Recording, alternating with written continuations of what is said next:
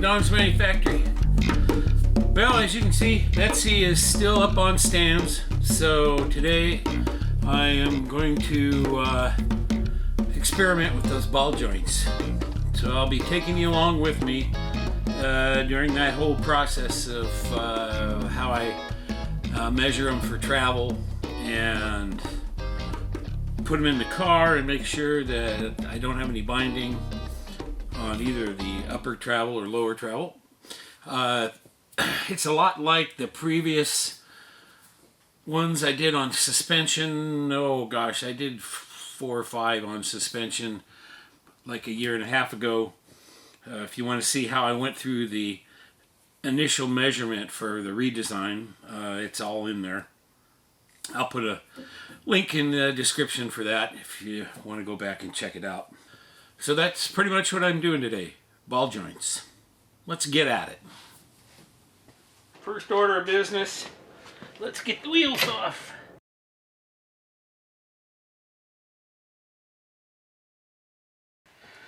The next thing I have to do is take off the, disconnect the sway bar from both sides so I can articulate the suspension and take measurements and everything without the sway bar resisting. Of course, the springs and shocks have to come out too.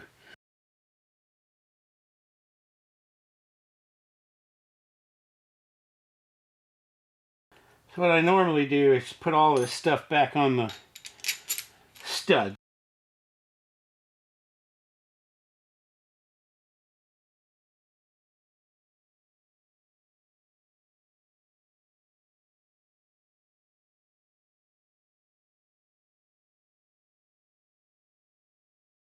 The next order of business is to get the springs and shocks out of there. So what I have to do is put the jack under here, take the tension off the upper shock mount, then undo it, the uppers and lower bolts.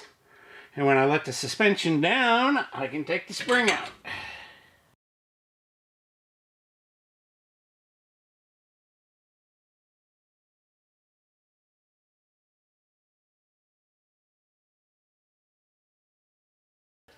Alrighty.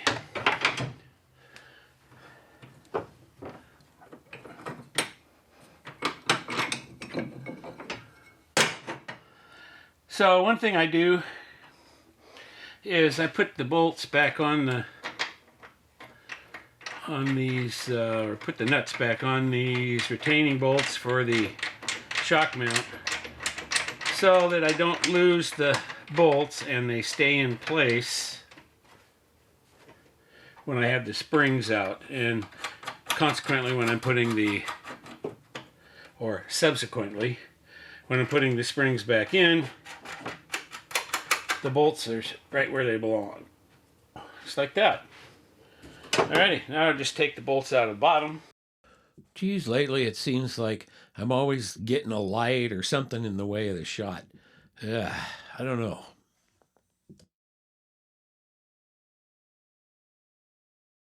Now this is the beauty of using the 600 pound per inch springs, which is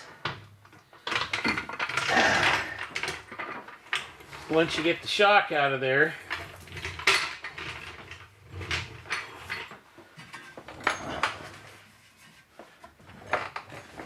notice how those ball joints are limiting the movement of that upper control arm. That's why I had to do all of this. You can pull it down and just pull the spring out like that. See, I'm ready to take some initial measurements. See how easy it is to articulate the suspension now. So before I take this control arm out, the first thing I want to do is take a measurement off of the... What I ended up doing was cutting some wood blocks. See, that one says 3 inches. That one says 2 inches. This one says 2.5.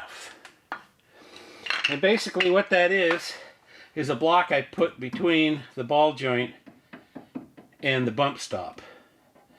Stock dimension between the factory arm and the factory bump stop is 3.5 inches. That's the car sitting at stock ride height.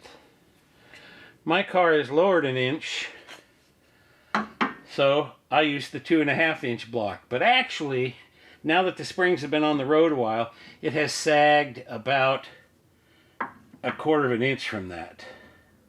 So that's what I do. I just put that block in there. So I'm not making an absolute measurement here, but I'm going to make relative measurements. I'll put a 2.5 inch block here, and then I can measure what the camber reading is, or caster reading is, with the car sitting the way it is in the garage. And I'm not making an absolute caster adjustment or measurement. I'm just doing a relative one. When I get done putting the other arms in, they have to be, it just has to read the same thing.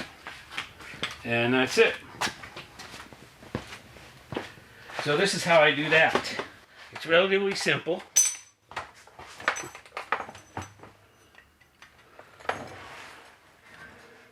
Let's get you around here a little bit so you can see what I'm doing. Let me get this light in a better position maybe. There we go. Now you guys can see it. Okay, so what I'm doing here is I have a piece of square tubing that I put between the ball joint stud, top and bottom. And that should give me a caster reading. And I'm just using one of these angle finders. I can stick it on the outside here. 89.6. So I can do it right off of the rotor for the camber. Now I have a negative camber curve on this because I have the arning drop on it. So if I were to put it back, put it up at 2 1/4, it would be at 0 because the spindle is tipping in at the top as the suspension goes up. And now for this, what I do, so I just put the square tubing on the ball joint threads, which should be center to center right through the spindle. And then I read the reading, 86.3. So all I have to do is make sure that when I get the other control arm in there and I put this block on there, that I'll end up at 86.3. And that'll be close enough to get me to an alignment shop. It'll be close enough to even drive it for a while. Next chore, undo all the bolts and remove the control arm. So I got to get the cotter pin out, take this nut off. I have to bust this joint loose from the ball joint, undo the 2 bolts that mount it to the shock tower. So I had a request, well, we'll call it a complaint, that the time lapse was too fast and there wasn't enough detail. So I thought I'd slow it down a little bit and experiment on this video. So it's going to be a longer video, folks. There it is. The other thing I'm going to do is take the spark plug wires off so that I don't bugger them up while I'm doing this. So in these shots, you guys are stuck in the lower perspective, and I'm up above there cranking on the bolts, breaking them loose. But you know, not much to watch unless somebody's actually actively filming me. There it goes.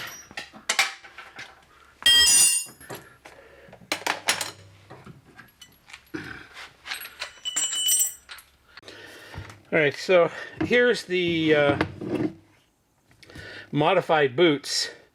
You'll notice I glued them and I stapled them and glued them shut. Now the staples are just going to rust and fall out of there, but the glue will hold it. The idea was to make them, give them a better seal so that they keep the dirt out of the joint, which it seems to be doing a pretty good job. Okay, first order of business will be figure out which ball joints I'm going to use on these arms. Here you can see how I changed the angle of and re-welded this plate on there. Well, first out of the chute is the Moog.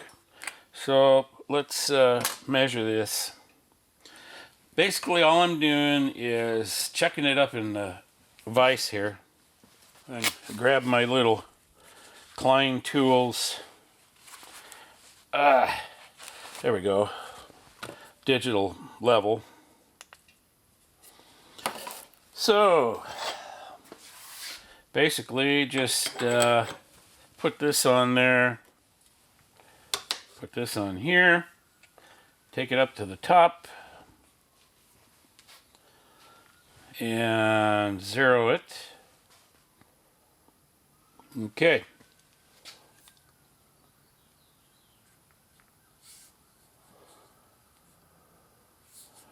Alrighty. 68. So 6 degrees less than the OEM ones. There's just, it's really stiff, and you know, with the weight of the car on it, it really binds up. Anyway, I mean, I've already had these in the car and I had to take them right back out. All right, next up is the takeouts from the Scott Drake. So we'll take the rubber off so we can see how it's made. It's got this little plastic sheath on here. And I'll need a little screwdriver here so I can pop the boot off, like so. First off, it's greasable, which I like. It's a cast housing, which at Open Tracker, they've had experience with these breaking when they have accidents when they're racing. If you look here, you can see how the ball is turned down to a smaller diameter. So they consider that to be weaker. Let's look at the Moog. See, they cut away the ball socket here, and then they have a full-sized pin on the ball joint. And that is going to be a lot stronger. Plus, it's got the steel housing, so it's not going to crack.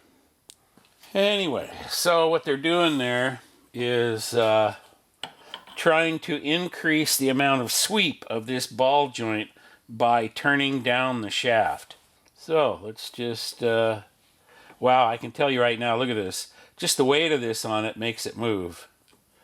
So it feels tactile, but boy, is that a free moving, low friction ball. And you can see it's a chrome plated and polished ball. See? Well, I got it to stay up that time. It had so little friction it wasn't holding it. Okay, so let's do this. And then, okay, 0.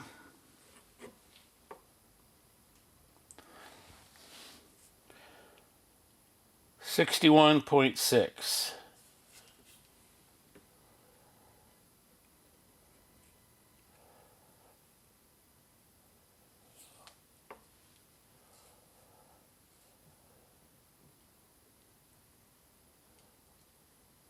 Well, we'll call that 62. Okay, so 62 degrees on the takeoff ball joint from the Scott Drake. I do not know the manufacturer. It has no manufacturer's markings on it anywhere. Open Tracker will sell you this ball joint for $20. So $40 for the pair. And they have a gazillion of these. Now, these are Metrics Premiums.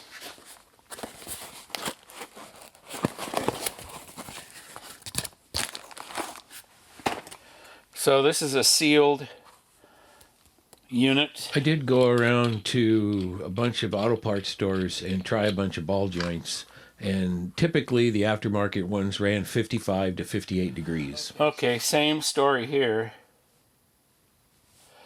The shank is turned down to allow more movement of the ball joint.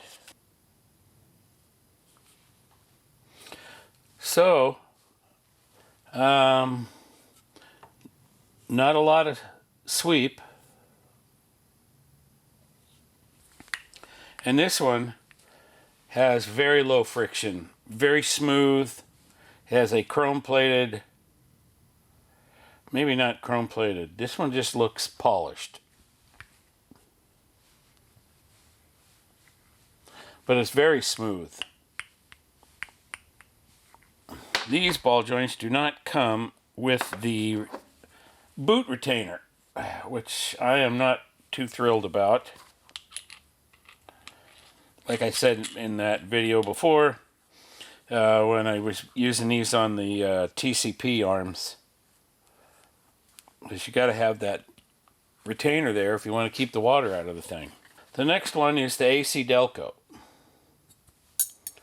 So this one does come with a retainer, and the Zerk fitting is actually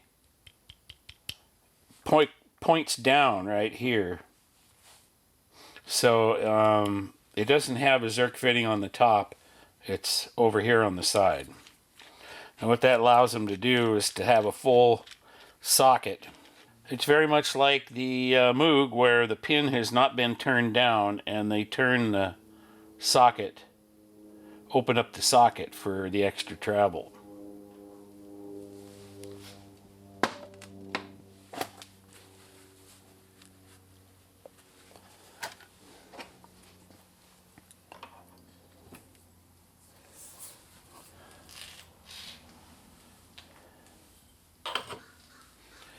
Alrighty.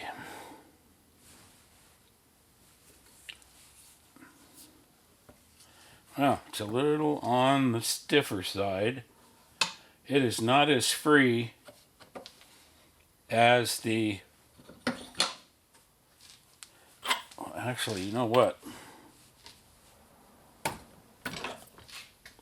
Indeed, if you look right there, it's the two-piece ball. So it's got a phenolic washer in between. So basically, when the weight of the car gets on this ball joint, only the lower half turns. So it shouldn't bind up on turning, even though it's a little stiff in the socket so far.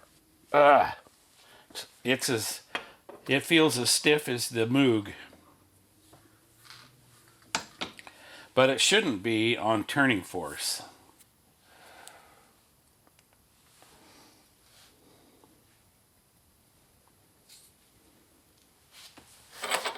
Ah.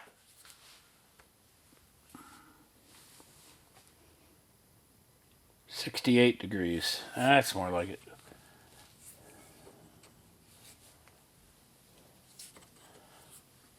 There's a little catch in the get along here.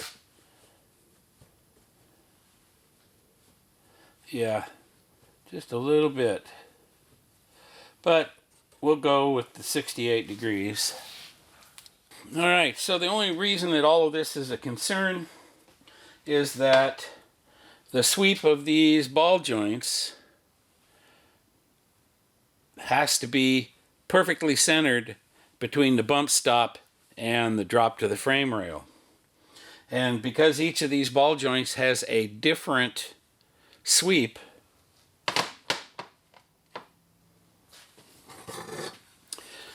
what I had done and did again was welded a plate in here and set the angle at the ball joint so that it split the difference on the sweep of the ball joint.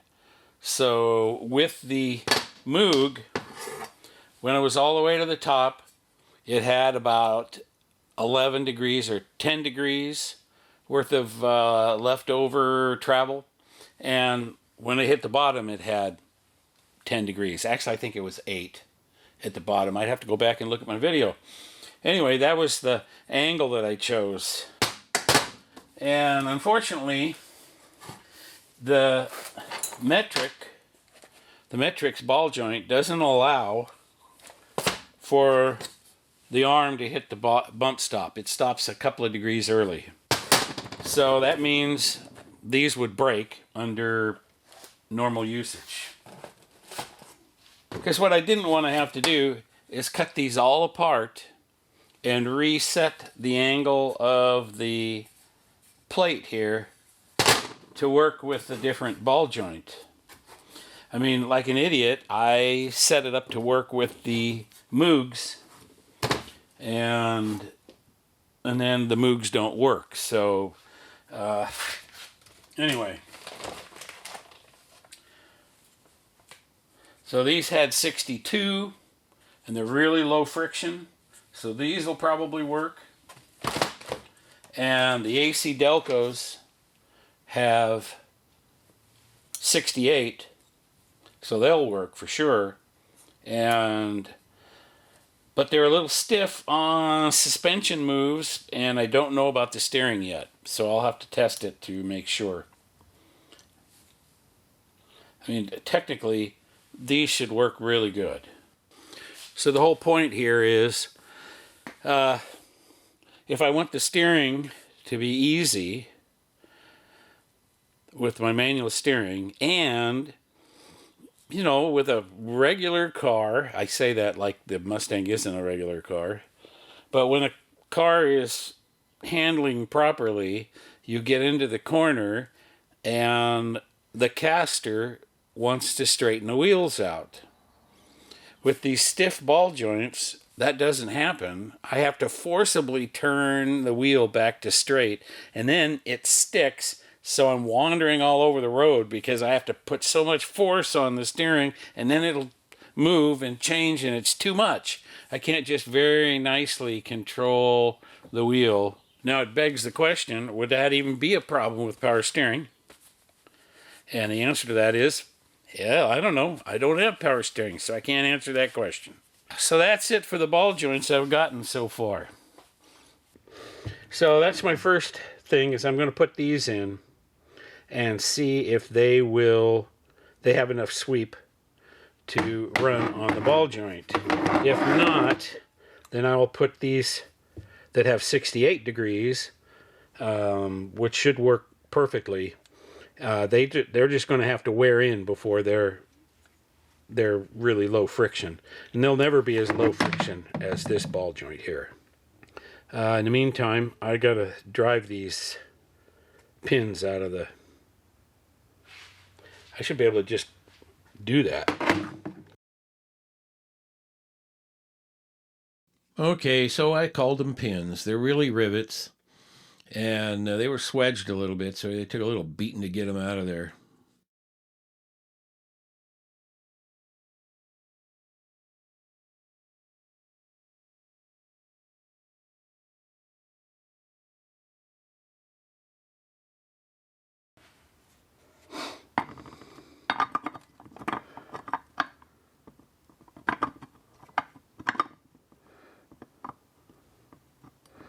Well, this one, it doesn't quite fit. Let's see what the deal is.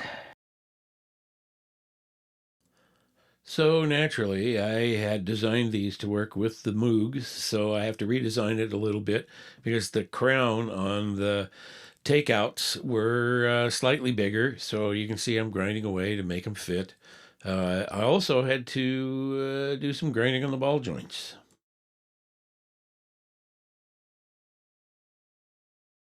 It's got some flashing hanging off the outside of it that gets in the way of the arm. Once again, it's because they were designed, these arms were designed for a different ball joint, which I wish would have worked. See, so I got to get this slaggy stuff off these corners here.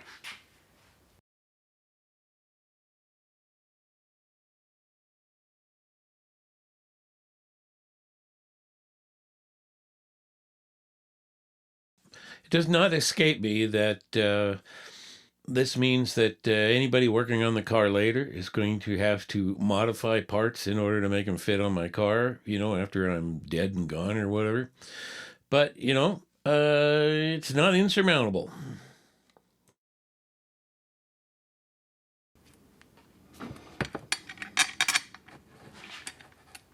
So you'll notice that one of my bolts is different, and that's the one I just put in. And that is because, see, it's got a little raised sleeve on there. And the reason was I didn't want to cut off the strength of the arm. So I had to raise that up so I could continue the arm structure in where it belongs. And only reason is because the ball joint's been moved over to the side.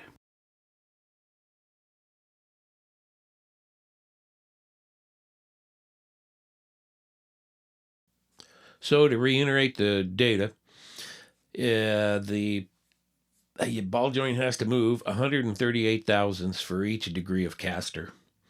So on the passenger side, there's 3 degrees worth of movement of the ball joint, and 2.5 degrees on the driver's side.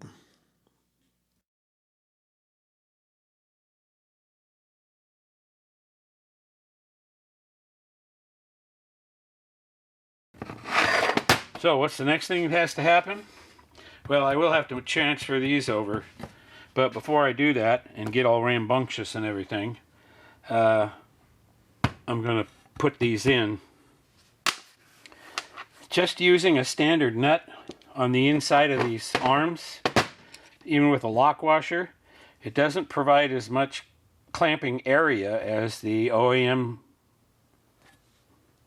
collared or flange nut does. So it increases the stress and the likelihood of cracking of your shock towers. Using OEM shims that have a large area like these, and the OEM nut helps prevent cracking on the shock tower. Alright, something I wanted to check on these is center. 1.593, and on the other side it is, whoa, 1.589. So yeah, about 10 thousandths difference side to side. It's not going to get any more centered than that. You also notice 90-degree Zerk fittings here on the upper control arm bushings.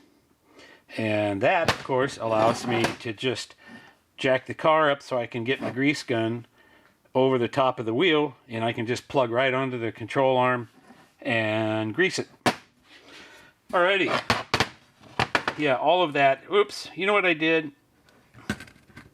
I just messed up. Did you see what I did wrong? Anybody?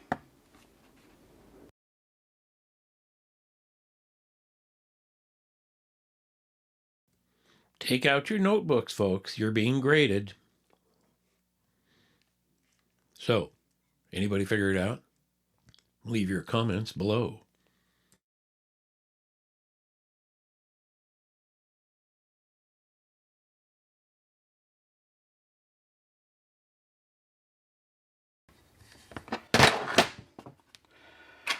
And since I won't be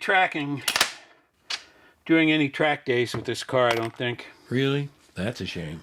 the turned the smaller pin diameter there, the indented pin, shouldn't make that much difference.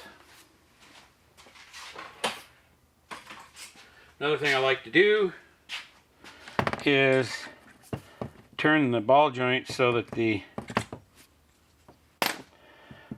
pin, cotter pin, goes in this way. Just makes it easier to deal with. Alrighty, let's get under the car and get this thing in. So what I'm doing here is I'm just roughing it in. I'm just going to put an 1/8 and a 1/16, I guess. It's a 77 thousandths shim and an 1/8 inch shim I'll put in there. And that will be my starting point. Now another beauty of using OEM shims, which are really hard to find these days, and in fact I made my own, is that they come with little holes in them here that allows you to stick a screwdriver in there and pull them out as a pack and put them back in as a pack when you're adjusting the camber and caster. And they just so happen to line up with the OEM holes, so I can just throw a screw in through there to keep them in place while I'm putting the nuts on. Well, it's going to need more shims than that, I can tell you that right now. Okay, let's get this over.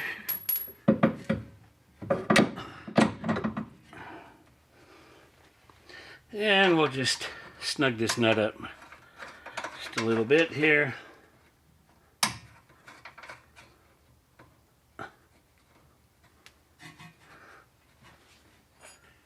It's a different thread. It's not the same thread as factory. It's got a metric thread on it. Here we go. Yep. Holy cow. Yeah, I edited it, but it did take me a while to figure it out. Okay, so now I just need to run the suspension up.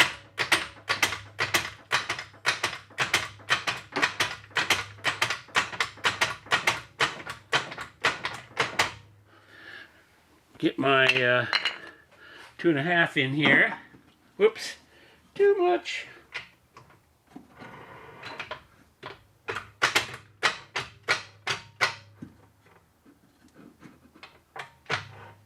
First thing is, will it travel all the way up? Or will it thump? Sorry about that. Will it not make it all the way?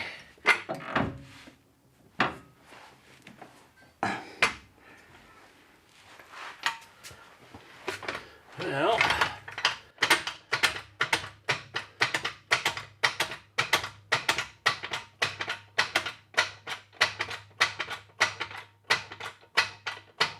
it makes it all the way.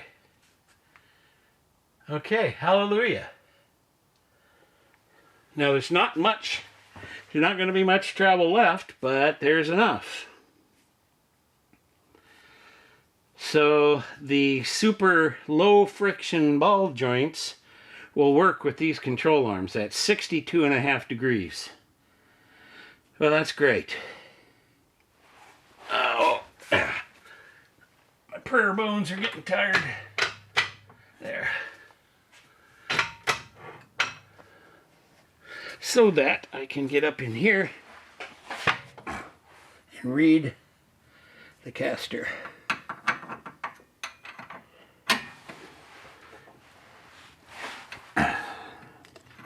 Okay, once again, you guys need to move.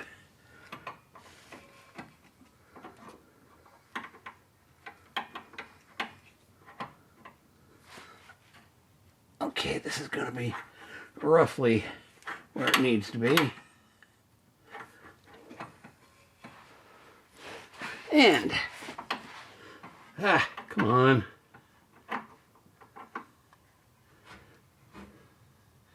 $86.4.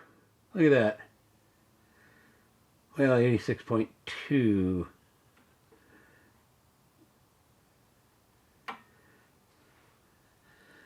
So it has slightly less.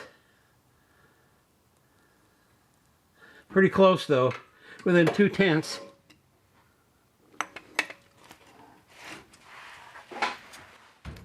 So the caster is fine right now. And we'll stick it on the... It's got a ton of negative, though. Like 89.2. It's got 0.8 negative, and it needs to have 0.4 positive. So I need to add more shims. I have to add at least 1/8 of an inch in there on both.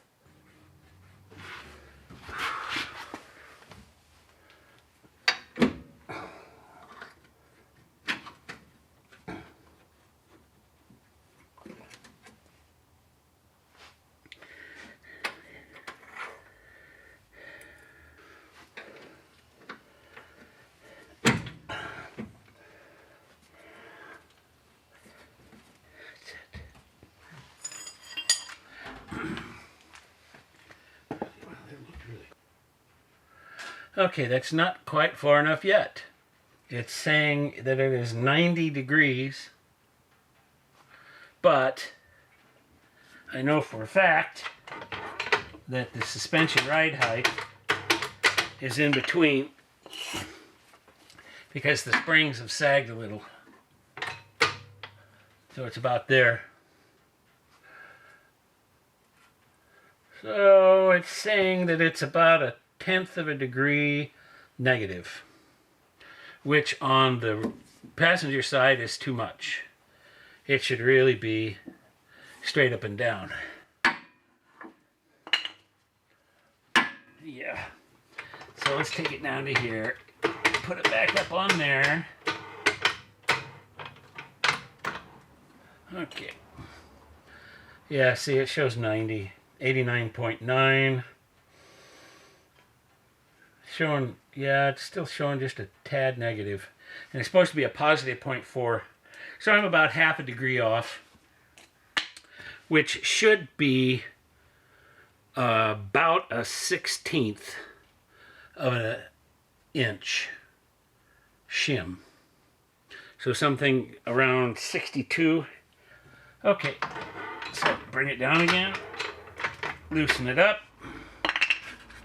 So we'll just grab this, pull it out. Alright, and we'll stick a 77 in there.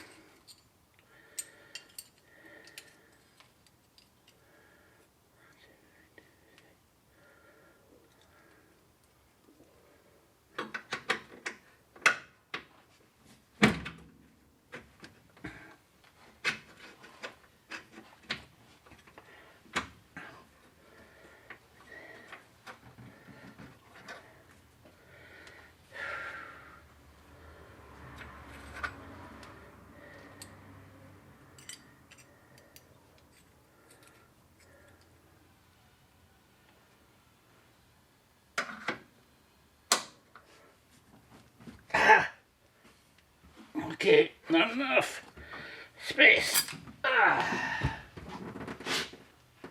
And just so you know, I edited out all the wrench rattling as I was loosening the nuts and then tightening them back up and then loosening them again.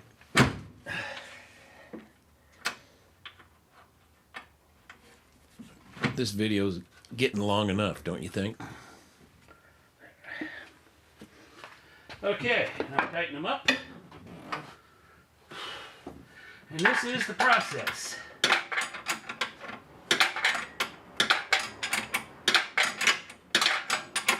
We're back. Tightened up. 2.5.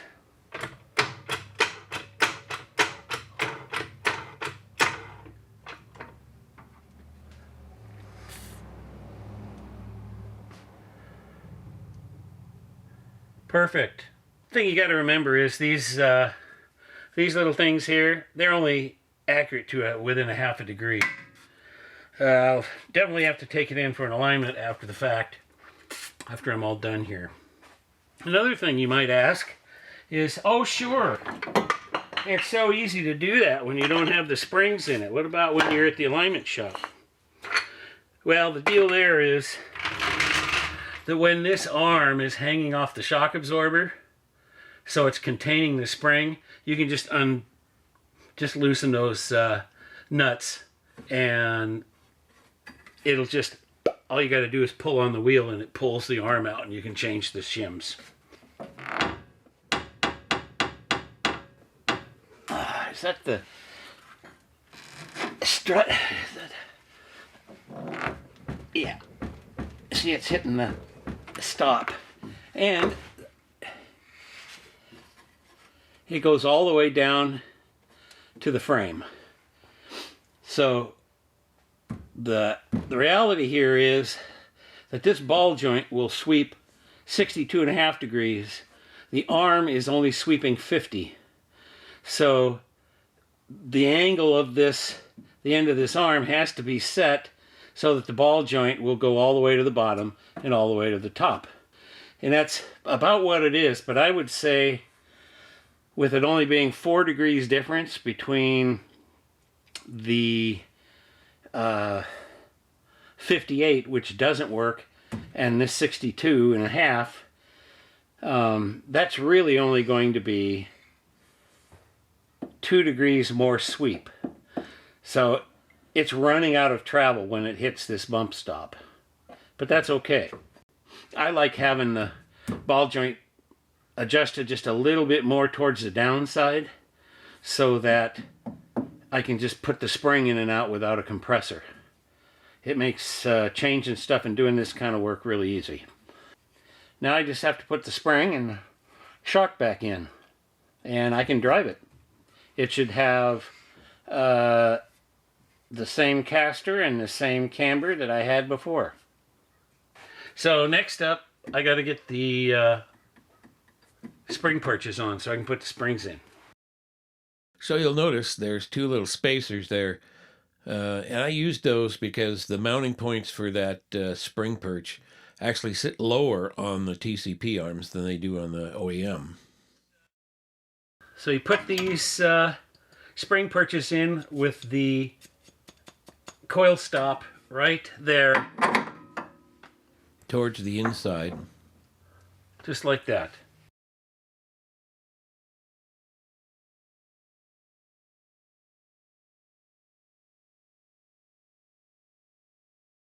Now we just put the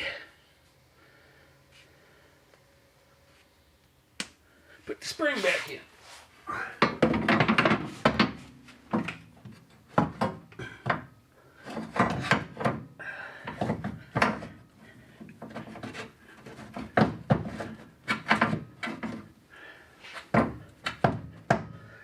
Okay, I need to guide the top of it, because what I don't want to have happen is for the rubber to spin on the top of the spring. There we go.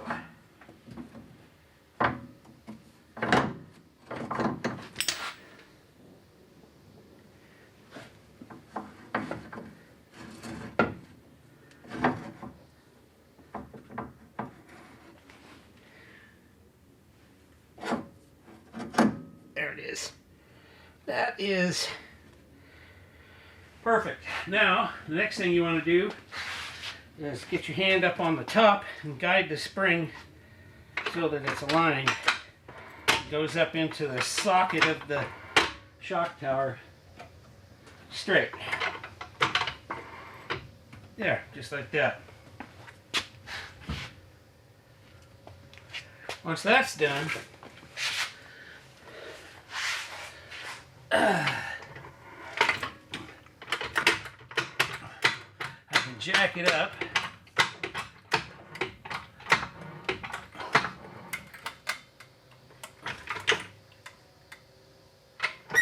Okay, it's being a bit of a butt wipe here. There we go. Nope, that's not right either. It's ejecting itself off of the rotor here. The last thing I want is for the jack to go flying out from underneath here. Okay. So that's probably good enough. I can put the shock in now and it'll hold the spring and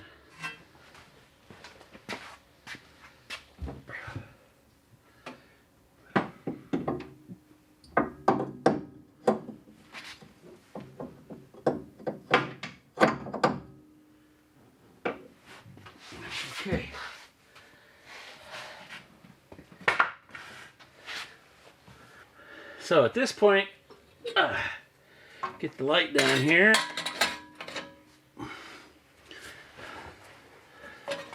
We'll put the light right about there because I need to get these shock grommets.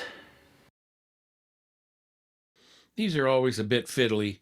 Just make sure you don't over tighten them. They come with nylock nuts, and so you want just the right amount of squish on those rubber grommets. They don't need to be over tightened. And just like that, the bottom of the shock is in. Now, I got to do the top. So, yeah, I left the spacers in there.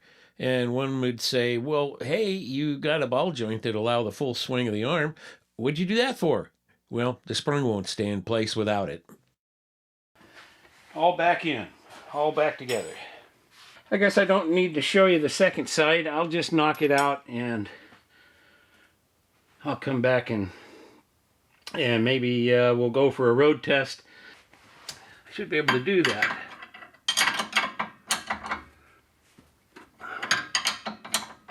Now that I know I'm going to use this setup, I'll just go ahead and torque this stuff up. So if you ever look up the torque specs for a ball joint, it reads 60 to 100 foot-pounds, or pound-feet if you want to call it that. The reason is because you've got to crank the crud out of it to line up the, after you get it tight, you have to really reef on it to line up the cotter pin.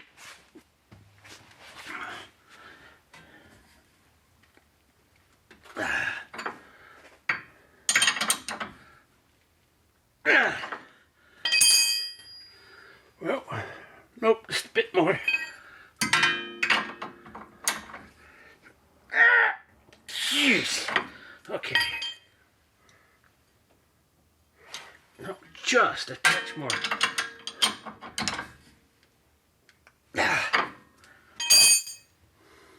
Okay. And that is that.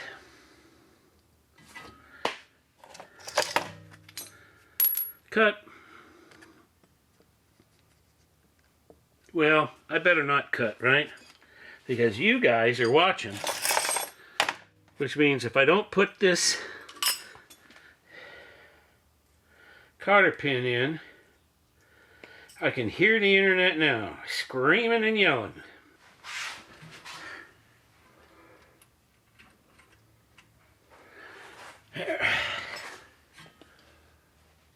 Trim those cotter pins up.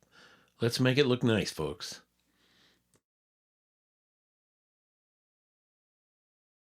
In. Alrighty. Now you guys are happy. That concludes today's suspension work. It's all back together. It's not on the ground yet, but got a couple other things I want to check out. Thanks for watching Don's Manufactory. I'll catch you later.